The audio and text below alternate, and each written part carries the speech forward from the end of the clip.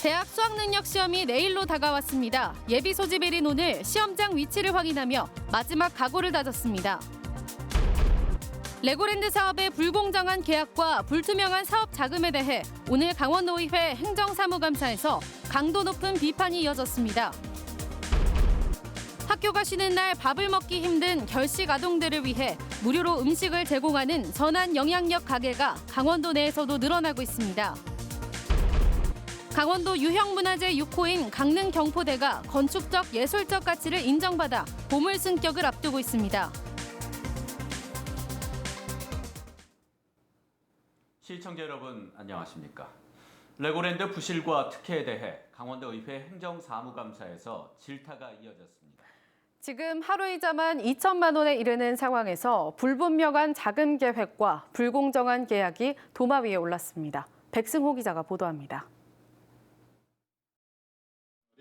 신영재 강원도 의원은 강원도가 전 시공사인 STX와 공사 합의를 해지하는 과정에서 STX에 특혜를 줬다고 주장했습니다.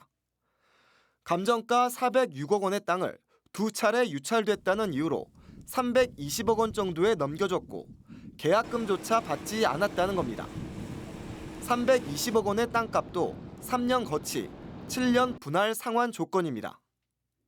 또 리조트 건설이 가능한 노른자 윗땅을 STX가 제3자에 되팔 수 있도록 강원도가 협조까지 해야 하는 상황이라고 말했습니다. 10원 한 푼 내지 않고 계약을 하는 상태인데 이 토지를 제3자에게 매각을 할 수 있도록 길을 열어준 겁니다. 이런 부분은 이게 과연 있을 수 있는 계약 조건일까요? 또 시행사인 중도개발공사가 현재 부담하고 있는 이자가 하루 2천만 원이라며 강원도가 주차장 등 주변 부지를 매각한다 해도 사업 자금을 마련할 수 없다고 지적했습니다. 담보가 설정이 되어 있으면 혹시 매수자가 나오더라도 그 매각 대금을 다 받을 수가 없는 거죠. 땅을 매각해서 자금력을 회복하겠다는 것이 이게 어느 정도 허구라는 거예요. 이에 대해 강원도는 어려움이 많지만 끌고 갈 수밖에 없다는 입장입니다.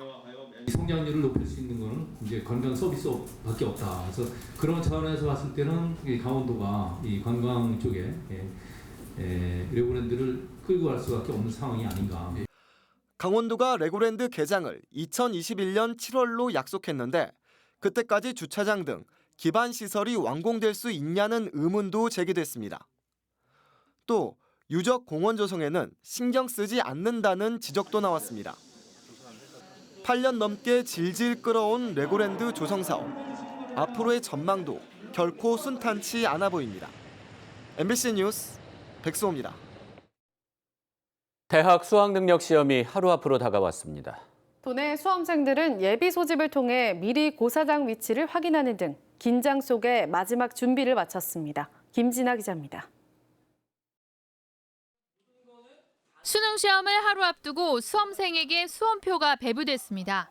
수험표를 받아든 학생들의 표정에 초조함과 실수하지 않겠다는 각오가 교차합니다. 물론 긴장되긴 하는데 약간 이제 3년간의 이제 결실이 맺어지는 것 같아서 약간 설레는 느낌도 있는 것 같아요. 기대되기도 하고 또 한편으로 걱정되기도 하는데 진짜 지금까지 열심히 해온 만큼 좋은 성과 거뒀으면 좋겠습니다. 담임 선생님은 긴장을 떨쳐야 제 실력을 발휘할 수 있다는 당부를 잊지 않았습니다. 내가 맨날 연습했던 거 한다라고 생각하고 이렇게 차분하게 보면 반드시 좋은 결과가 있을 겁니다. 후배들은 응원의 함성과 박수로 선배들의 고득점을 기원했습니다. 도내 수험생은 원주 시험지구 4,200여 명을 포함해 모두 13,600여 명. 예비 소집을 통해 미리 시험실 위치를 확인하고 유의사항을 전달받았습니다. 특히 전자담배와 블루투스 이어폰 등 무심코 소지할 수 있는 전자기기의 시험장 반입 자체가 금지되며 만약 가져왔다면 1교시 이전에 반납해야 합니다. 작년 도내에서는 2명이 핸드폰을 제출하지 않아 시험이 무효 처리됐습니다. 4교시 선택 과목을 한꺼번에 풀거나 잘못 꺼내 푼 3명도 부정행위로 적발돼 4교시 탐구 영역 시간에 각별한 주의가 필요합니다. 수험표를 분실했을 경우 관리본부에서 임시 수험표를 발급받을 수 있으며 교통편이 마땅치 않아 시험에 늦을 것 같다면 112에 전화해 경찰의 도움을 받을 수 있습니다. 내일 아침 원주가 영하 2도까지 떨어지고 춘천 등 일부 지역에 한파주의보가 내려진 만큼 추위에도 대비해야겠습니다. MBC 뉴스 김진아입니다. 수능 시험 이후 교실 내 교육 공백을 막기 위해 다양한 교과 과정이 운영됩니다. 강원도교육청은 수능 시험을 마친 고3 학생들이 내실 있는 자기 개발을 할 수 있도록 도내 54개 일반고에 2억 450만 원을 지원해 운전면허 교육 프로그램과 컴퓨터 활용 교육 등 다양한 프로그램을 진행한다고 밝혔습니다. 또 수능 이후 면접 준비를 돕는 프로그램을 비롯해 문화 탐방과 미용, 농업 교육 등 지역사회와 함께하는 체험 활동을 진행합니다. 학교가 쉬는 토요일이나 공휴일, 그리고 방학 기간 동안 혼자 남은 아이들은 밥을 제대로 챙겨 먹기가 어려운데요. 이런 결식 아동들을 위해 무료로 식사 등을 제공하는 선한 영향력 가게가 도내에서도 점차 퍼지고 있습니다. 김상훈 기자가 다녀왔습니다. 춘천 퇴계동에 위치한 한 일본식 라면 전문점. 그릇 위에 정성스레 면을 담아내고 능숙하게 고명을 얹어 맛스러운 라면을 완성합니다. 이곳에서 10달 넘게 장사를 해온 서재남 씨는 최근 선한 영향력 캠페인에 동참했습니다. 아이들이 결식 아동 카드를 보여주면 무료로 음식을 제공하기로 한 겁니다. 이런 어린 친구들이 밥을 못 먹는다는 것에 대해서 너무 속상하더라고요. 뭐 한 끼 식사 대접하는 건데 그거에 대해서 뭐 손해라고 생각을 한 번도 해본 적 없습니다. 선한 영향력 캠페인은 서울의 한 파스타 전문점에서 결식 아동들에게 무료로 음식을 제공하면서 시작됐습니다. 어느새 전국에서 300여 개가 넘는 가게가 동참했는데 도내에서도 14곳이 생겨 점차 퍼지고 있습니다. 소비자들도 이 가게들을 일부러 찾아올 만큼 반응이 좋습니다. 평소에 여기 점심시간에 몇 번 왔었는데 저 문구를 보고 되게 사장님 멋있다고 생각을 한 적이 있거든요. 앞으로도 많이 혼내드리겠습니다. 춘천 석사동의 한 카페도 캠페인에 동참했습니다. 결식 아동에게 음료와 디저트를 무료로 제공합니다. 하지만 민간에서 자발적으로 캠페인을 벌이다 보니 아이들에게 홍보가 안 돼 고민이 깊습니다. 선한 영향력 스티커를 바깥에 붙여놨지만 저거를 붙어 있으면 자기네가 혜택을 받을 수 있다는 사실을 모르니까 찾아오지 않는 것 같아서. 도내 결식 아동은 4,700여 명. 한 끼당 지원 금액은 5천 원에 불과해 제대로 된 식사를 먹기는 어려운 상황입니다. 선한 영향력 사장님들은 언제든 결식 아동들이 주저없이 찾아오길 바라고 있습니다. 그냥 뭐 부끄러워하지 말고 창피하지 말고 그냥 당당하게 와서 제시하고 맛있게 먹어줬으면 좋겠어요. 그게 제일 행복인 것 같아요. MBC 뉴스 김상훈입니다. 문화재청이 강원도 유형문화재 6호인 강릉 경포대에 건축적, 예술적 가치를 인정해 보물 승격을 예고했습니다. 경포대가 보물로 지정되면 강릉은 모두 18건의 국가지정문화재 국보와 보물을 소유하게 됩니다. 홍한표 기자가 보도합니다. 송강 정철이 관동배곡을 통해 관동 8경의 으뜸으로 꼽은 경포대입니다. 자연 석호인 경포호와 어우러져 천혜의 자연 경관을 조망할 수 있습니다. 고려말 문신인 안축에 관동배곡과 경포대 중수기 등을 통해 건립된 지 700년이 됐다는 기록도 있습니다. 고려 중수강 시대인 1326년 이전에 지어졌다는 기록과 조선시대 말인 고종 때에 와서 다시 중건되었다는 어떤 긴 역사를 가지고 있는 경포대 정자가 되겠습니다. 경포대의 규모는 정면 5칸, 측면 5칸으로 국내 정자 가운데 유일하게 3단 마루로 구성되어 있으며 특히 경포 호수 쪽 동쪽 마루를 한층 더 높인 점이 특이합니다. 내부 바닥이 전부 다 우물마루로 되어 있음에도 불구하고 공간적으로 이렇게 3단으로 구분이 돼 있어가지고 우리 전통 건축에서 얘기하는 위계성이라고 하는 게 잘 드러나 있습니다. 내부에는 율곡 이이와 강릉 부사 조화망 등 유명한 문장가들의 글이 걸려 있어 인문학적 자산이 되고 있습니다. 문화재청이 이런 경포대의 가치를 인정해 국가지정문화재 보물로 승격할 것을 예고했습니다. 강릉은 국보 제51호 이명관 산문을 보유하고 있습니다. 또 보물채 165호로 지정된 오죽헌을 비롯한 16건의 보물도 있습니다. 경포대가 보물로 지정되면 문화재 보호와 수리 등에 있어 국비 지원을 받게 됩니다. 한편 경포대 정자 주변 6,436제곱미터는 보호구역으로 일부 개발 행위 등이 제한됩니다. MBC 뉴스 홍한표입니다.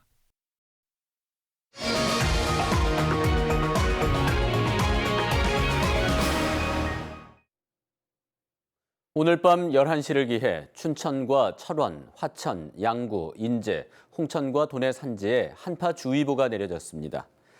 내일 아침 최저기온은 철원 영하 6도, 화천과 양구가 영하 5도, 춘천과 홍천이 영하 4도, 인제 영하 4도 등으로 오늘보다 최대 10도가량 낮겠습니다.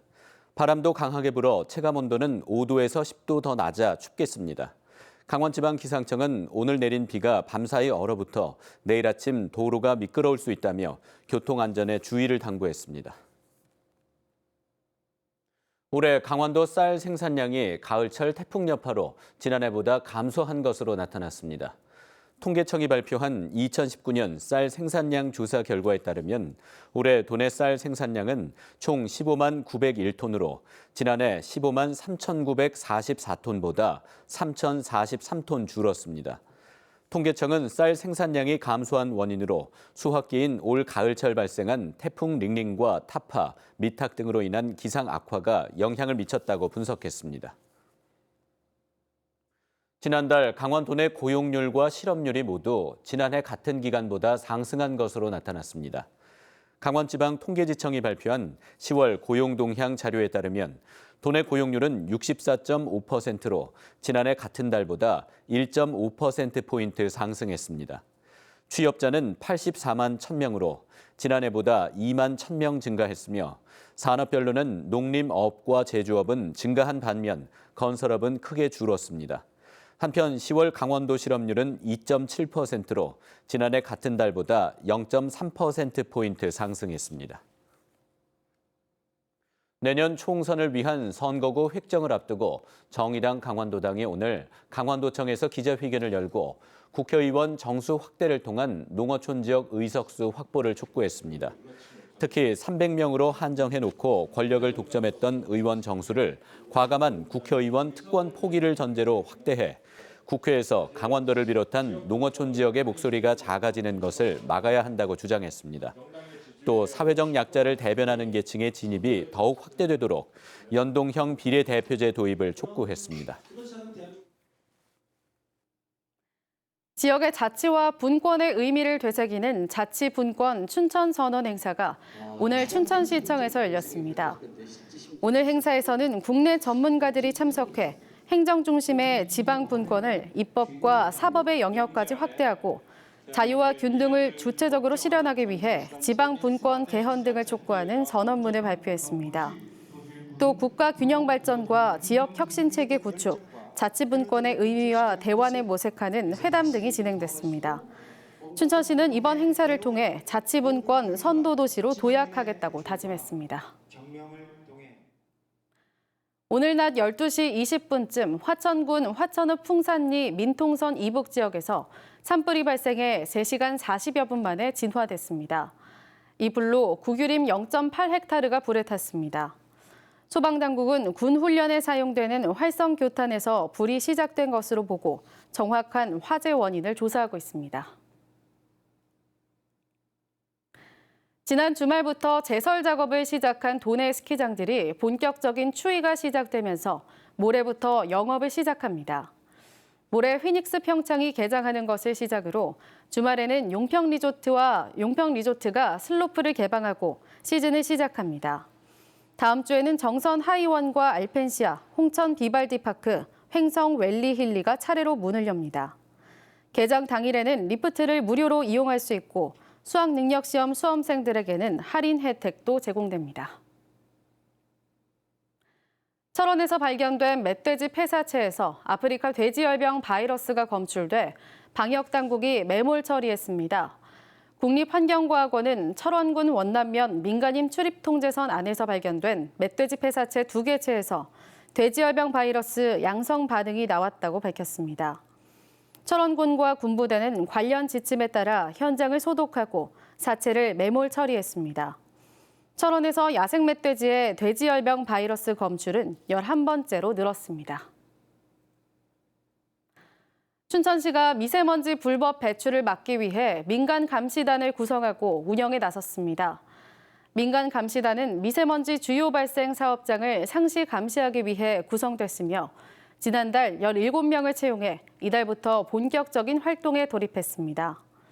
특히 불법 소각과 불법 도장, 비산먼지 억제 시설의 순찰과 신고 업무를 맡게 됩니다. 춘천시는 감시단 활동을 통해 미세먼지 저감에 최선을 다하겠다고 밝혔습니다. 인제군은 2019년산 공공비축미 300톤을 매입하기로 하고 인제 지역 12개 장소에서 오는 15일까지 현지 수매한다고 밝혔습니다.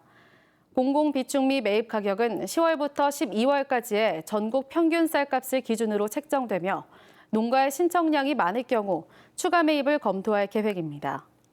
공공비축미는 수급 불안과 자연재해 등 비상시를 대비해 일정 물량의 식량을 비축하는 제도로 쌀 수매제가 폐지된 이후 2005년부터 도입됐습니다. 공무상 비밀 누설 혐의로 재판에 넘겨진 원주시청 5급 간부 공무원에게 법원이 징역 1년을 선고했습니다.